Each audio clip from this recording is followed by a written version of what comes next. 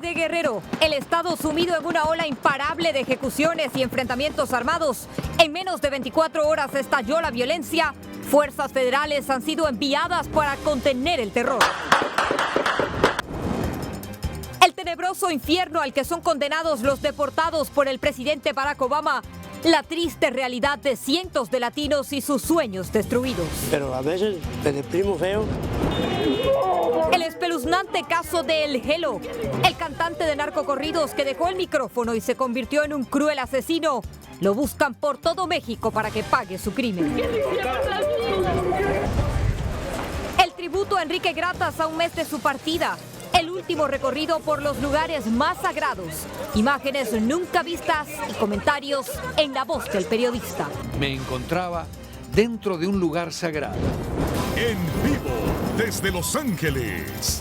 Esto es Noticiero Cierre de Edición. ¿Qué tal? Muy buenas noches, bienvenidos a Cierre de Edición, feliz inicio de semana, les saluda con mucho gusto Adriana Rullero. Comenzamos con información de última hora y es que la Corte del Quinto Circuito de Apelaciones de Nueva Orleans emitió su decisión rechazando los alivios migratorios propuestos por el presidente Barack Obama que buscaban sacar de las sombras a unos 5 millones de indocumentados a través de la ampliación del programa DACA y la implementación del DAPA. Aunque la decisión no es favorable, era la esperada y esta permite que el proceso continúe y que no se quede en el limbo por más tiempo. Es decir, la buena noticia es que ahora la administración Obama podrá apelar esta decisión ante la Corte Suprema, en donde, según especialistas en la materia, los alivios tienen mayores probabilidades de recibir un visto bueno, así que seguiremos nosotros atentos a la evolución de esto. Por ahora nos vamos hasta Guerrero, donde se vive una de las peores jornadas de violencia. El estado se convirtió en el sangriento escenario de atentados, asesinatos y mortales enfrentamientos. Eda Sentíes nos tiene un recuento de las últimas horas de terror que se vivieron en ese estado. Fuerzas federales se desplazan por todo el estado de Guerrero tras registrarse una ola de asesinatos y enfrentamientos en varias zonas del estado. En la ciudad de Acapulco, al menos 3 personas murieron cuando desconocidos abrieron fuego en un partido de fútbol en las afueras del puerto turístico, mientras que en Coajinicuilapa, municipio de Costa Chica de Guerrero, otras 10 personas murieron tras ser atacadas a balazos en el interior de un palenque. Pero lo peor ocurrió en el municipio General Eliodoro Castillo, en la Sierra de Guerrero. Al menos 3 muertos y 6 heridos fue el saldo de un enfrentamiento armado registrado en esta comunidad, considerada como la zona de mayor importancia en la producción de narcóticos. Está todo bien, ya se va a restablecer todo.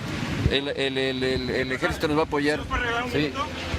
Todo comenzó cuando al menos 100 autodefensas irrumpieron en esta pequeña comunidad, donde opera un grupo armado dirigido por los hermanos Ángel y Efraín Villalobos, quienes amenazaron con asesinar a todos los que se negaran a formar parte de ellos. Semanas antes, pobladores habían bloqueado carreteras para exigir mayor protección a las autoridades, pero en vista de la falta de respuesta, decidieron actuar por cuenta propia. Desde hace una semana, los líderes de Pueblos Unidos pidieron a las autoridades un reforzamiento de la seguridad, pues aseguran que esta zona se ha convertido en tierra de nadie debido a la lucha de poder de los grupos armados por el trasiego de la droga. Eda Sentíes, Cierre de Edición. Bueno, y en ese mismo estado continúa la desesperada búsqueda de fosas clandestinas en el municipio de Carrizalillo, en las que se sospecha pudieran estar cerca de los cadáveres de los 43 normalistas desaparecidos. En las últimas horas, miembros de organizaciones civiles encontraron 8 nuevas fosas. Hasta ahora no se ha informado el número de restos encontrados en las mismas. Nosotros, por supuesto, vamos a estar bien pendientes de esta noticia y los mantendremos informados. Pasamos ahora hasta la Ciudad de México, donde también se respira un clima de terror. Las amenazas de los cárteles del Chapo Guzmán y del Mencho de eliminar la competencia tienen a todos sumidos en el temor. Emmanuel Guzmán nos tiene los detalles. Los cárteles de droga de Sinaloa y de Jalisco Nueva Generación amenazaron con desatar toda su furia en la Ciudad de México a través de narcomantas contra el jefe de gobierno. Amenazan con iniciar una sangrienta y cruel cacería de sicarios y narcomenudistas y la policía, a la que acusan de corrupta, no hace nada por detenerlos. La última de las narcomantas está firmada por La Última Sombra, un siniestro personaje ligado al cártel de Sinaloa de Joaquín El Chapo Guzmán, que buscaría limpiar la plaza para quedarse con ella. Uno de los amenazados con ser eliminado es un comandante de la policía de la Ciudad de México, quien en estos momentos se encuentra desaparecido y no se sabe nada de él. De cumplirse esta amenaza, las calles de la Ciudad de México se convertirán en campos de batalla y los ciudadanos estarían en medio del fuego. Las autoridades deben de reforzar, ¿no? Y de ejemplificar sus funciones y no dejar a cargo de esas personas esto, porque obviamente eso va a desarrollar más violencia.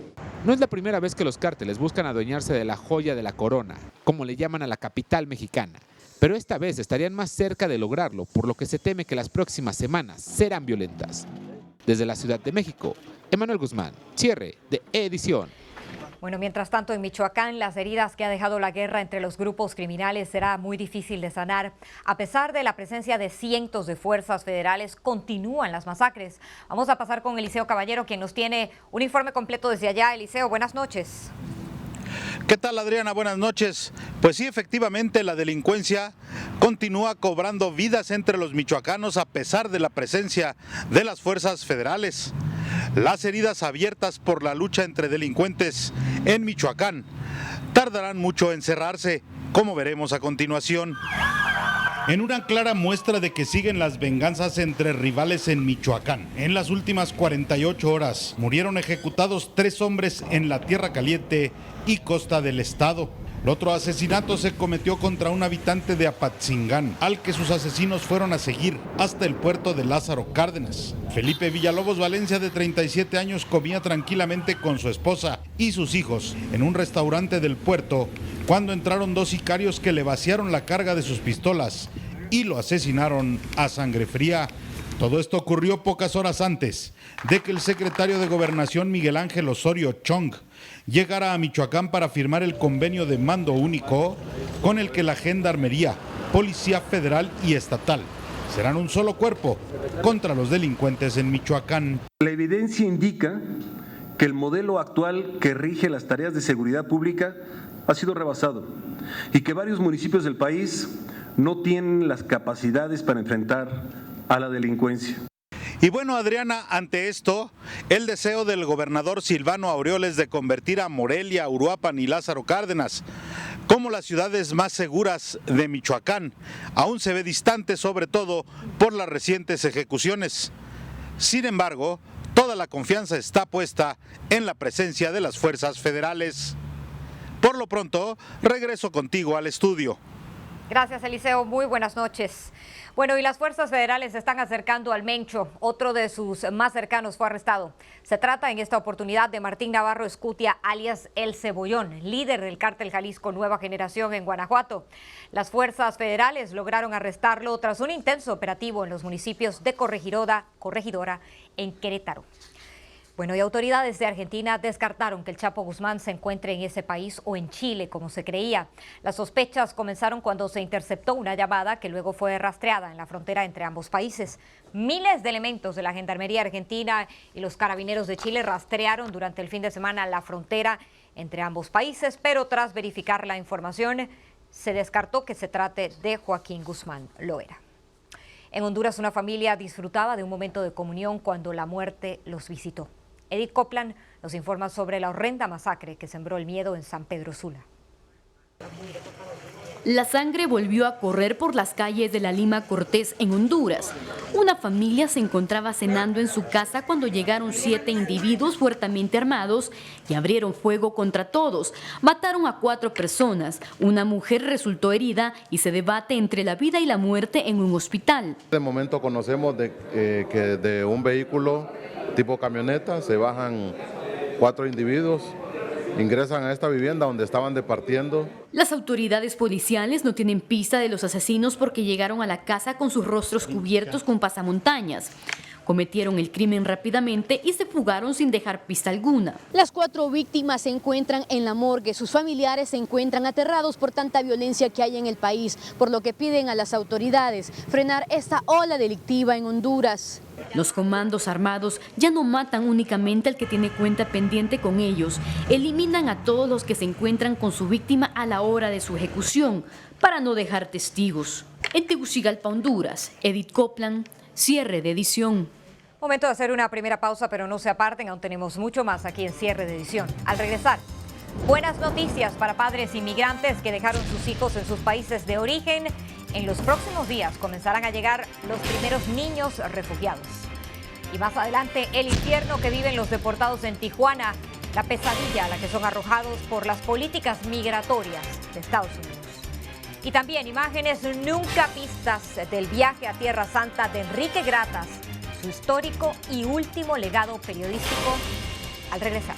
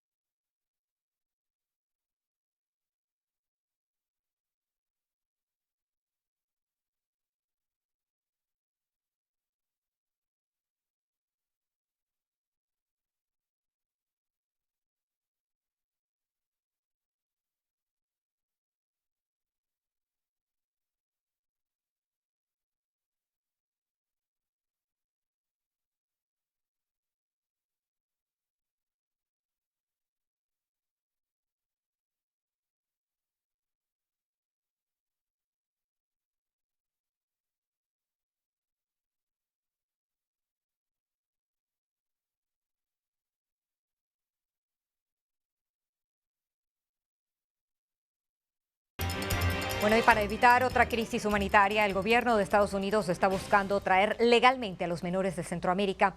Los primeros están por llegar, pero como nos dice Abel Álvarez, todavía hay mucha inconformidad en este tema. Se anunció recientemente que en los próximos días Estados Unidos recibirá a los primeros niños centroamericanos que han visto aprobada su solicitud de refugio en este país, pero hay inconformidades. Pero los números comprueban de que verdaderamente no es la solución para la crisis humanitaria que aún se mantiene. No se precisó cuántos niños componen el grupo, pero se supo que han completado entrevistas 76 salvadoreños y 14 hondureños. Pero en tema de inmigración hay mucho por hacer. Lo que el gobierno no quiere es que los niños se vengan solos o que vengan acompañados, pero que se expongan a todos los riesgos que conlleva el camino hasta acá, Estados Unidos. Realmente el gobierno nuestro está haciendo un gran esfuerzo por tratar, digamos, de mejorar las condiciones, especialmente de los menores de edad. Según cifras, el Departamento de Estado ha recibido alrededor de 5,000 solicitudes desde que lanzó el programa el pasado diciembre y hasta ahora solo se han completado 90 entrevistas a menores, lo cual es insuficiente. Solo va a incentivar las razones para dejar las condiciones difíciles en las que está viviendo la gente. Y aunque este plan para niños refugiados de Guatemala, Honduras y El Salvador va con lentitud, la interrogante de muchos es que si el presidente Obama y su gobierno lo mantendrán para el 2016. Desde Los Ángeles, California, soy Abel Álvarez. Cierre de edición. Nos vamos ahora hasta la ciudad de Tijuana, donde los deportados de Estados Unidos viven una horrenda realidad. Sin asistencia y con sus sueños frustrados, muchos terminan en la calle. Vicente Calderón recorrió ese infierno y nos informa. Tijuana se convirtió en la capital de los deportados a México. Esta frontera batalla para asimilar un flujo migratorio para el que no estaba preparada. En términos generales, no hay un programa que en la ciudad atienda al deportado en su condición de repatriado. La falta de atención adecuada para tanta gente hace más vulnerable al repatriado y en los peores casos terminan aquí, en el crucero de la indigencia y la drogadicción. Yo gracias a Dios he sido fuerte y no he caído en esto, sí, pero a veces me deprimo feo, pero no caigo. José Manuel Granados lo ha visto muy de cerca. Fue un cambio muy brusco para mí. Yo viví 20 años en Estados Unidos. Yo tengo mis hijos allá. Yo fui mi propio patrón. Yo tenía mis buenos carros. Yo tenía todo. En 5 años, el gobierno de Barack Obama deportó más gente que en los 2 periodos presidenciales de George Bush. Son unos 2 millones de personas, dice un análisis del Colegio de la Frontera Norte. Aquí nadie les da empleo a los que ya vienen preparados y entrenados del lado norteamericano. Por Baja California han repatriado a más de 600,000 y aún siguen estigmatizándolos. Algunos los culpan por el desempleo e incluso por la delincuencia. No ha habido una manifestación de un cambio significativo, por ejemplo, en los índices de criminalidad por el retorno de los migrantes. Organizaciones caritativas les brindan una mano. ¿Cómo voy a salir adelante? Con mi voluntad, porque el gobierno aquí no ayuda a nada. En Tijuana, Vicente Calderón, noticiero Cierre de Edición. Momento de hacer una nueva pausa, pero no se aparten, aún tenemos mucha más información aquí en Cierre de Edición. Al regresar, en Guatemala los celos llevaron a un padre de familia a cometer el peor de los crímenes. Lo que hizo fue espeluznante.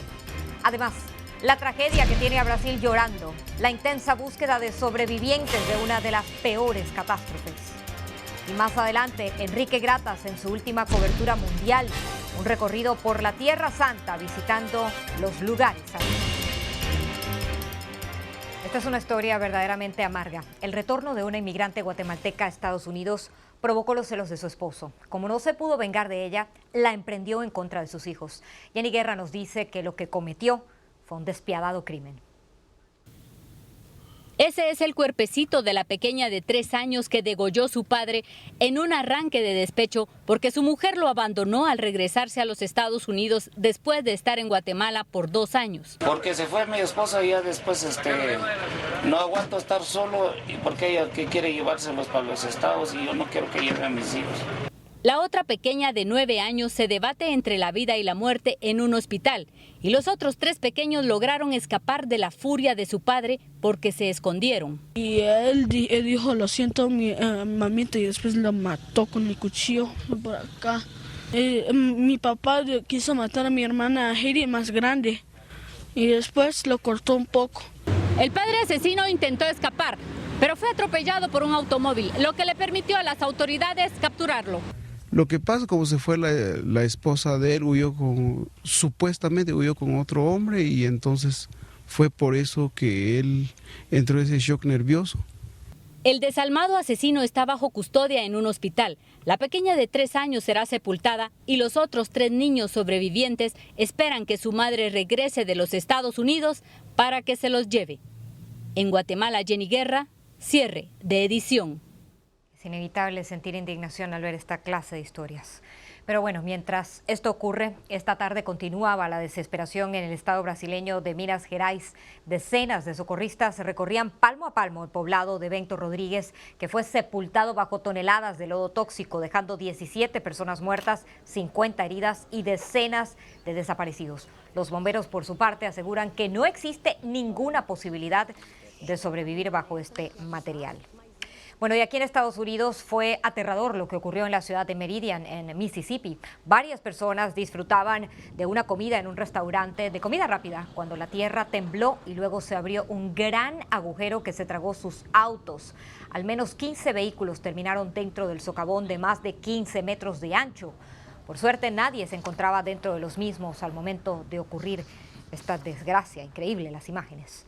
Bueno, y ahora les cuento que las imprudencias de Sandra Vidal han causado muchos conflictos entre las chicas de Rica Famosa Latina, al punto de afectar a su mejor amiga Niurka Marcos, con quien mañana se reunirá para tratar de arreglar sus problemas, pero no terminará nada bien. Así que no se pierda esta vida de mujeres controversiales en Rica Famosa Latina a las 7 p.m., 6 Centro por Estrella TV. Con esto vamos a una nueva pausa, pero no se aparten, aún tenemos mucho más aquí en Cierre de Edición. Al regresar, un cantante de narcocorridos es buscado por todo México. Es acusado de cometer un sangriento asesinato. Además, recordamos también a nuestro compañero Enrique Gratas con uno de sus magistrales reportajes en Tierra Santa a un mes de su muerte. Bueno, y a esta hora continúa una intensa cacería por todo México para dar con el cantante de narcocorridos que se convirtió en asesino. Se trata de Angélico Reyes, el Hielo, quien asesinó a tiros al entrenador de básquetbol de la Universidad de Oaxaca por no alinear a su hija en el equipo, así como lo oye. El cantante huyó de la escena del crimen y no se sabe de su paradero. Fuerzas federales estarían tras las pistas de este ahora fugitivo. Bueno, fíjese que al acusador de Larry Hernández le está tocando vivir la misma pesadilla que al cantante. José Andrade fue arrestado por la policía de Newberry en Carolina del Sur, acusado de fraude por emitir cheques sin fondos. Andrade se encuentra libre bajo fianza, pero también le tocará enfrentar la justicia. Así pues están las cosas en ese caso. Bueno, fíjese que en este día se cumple un mes y un día de la muerte de Enrique Gratas. Y justo hace un año, nuestro compañero realizó su último trabajo de cobertura mundial cuando visitó Tierra Santa. Hoy lo recordamos justamente con ese reportaje. Disfruten esto. De lo que estamos viendo es un panorama de la ciudad de Jerusalén y nos vamos a dirigir hacia lo que se considera uno de los lugares más sagrados también para 3 religiones: la religión judía, la religión musulmana y la religión cristiana, que es el Domo de la Roca. Muchos lo confunden con una sinagoga, no lo es. Sobre el Domo de la Roca hay una cúpula que está adornada con 80 kilos de oro. El Domo de la Roca protege una piedra que se llama la piedra fundamental, es decir, el fundamento de las 3 religiones. Jerusalén, Jerusalén, de oro, bronce, plena de luz, yo quiero ser un... Me encontraba dentro de un lugar sagrado. Sentí una sensación indescriptible. Cuando alguien llega a este lugar, al Monte de los Olivos, haga esto: un brindis por la vida con un vino sagrado. Como dicen en Jerusalén y como dice la tradición, Lejaim.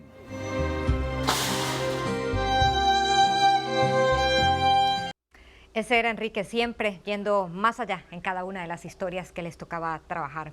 Bueno, ahora quiero invitarlos a que nos sigan a través de nuestras redes sociales que aparecen allí en su pantalla. Estamos en Facebook, Twitter, Instagram y YouTube. Es el mejor mecanismo para estar en contacto con nosotros. Bueno, nos despedimos, pero ya antes los vamos a dejar con imágenes de un delicioso y gigantesco platillo. Se trata de la pupusa más grande del mundo. Se elaboró en el pueblo de Olocuilta y midió más de 4,5 metros de diámetro, todo un récord mundial. Los dejamos allí con esas imágenes que seguro le hacen agua a la boca. Muy buenas noches, hasta mañana. Yo soy Guanaco y voy a invitarlos para que vengan a saborear conmigo esa comida que en El Salvador siempre ha costado.